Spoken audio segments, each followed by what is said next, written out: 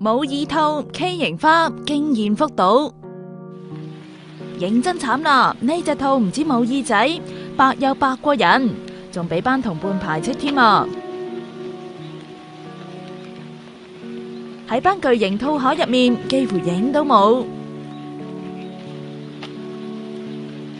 隻肥兔埋嚟搶食不特止，仲差啲一腳踩死兔添。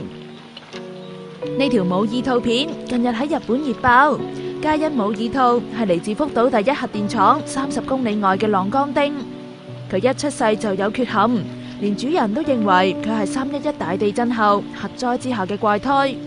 有人仲好擔心咁話，畸胎好快就會嚟添。連日本女星安室奈美惠都忍唔住喺 blog share 一份。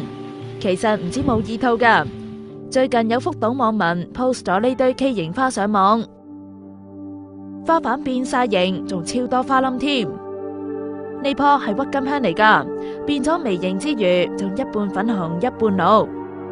連呢棵芥菜花直頭連花都冇埋，網友都相信佢哋係受核輻射影響變形。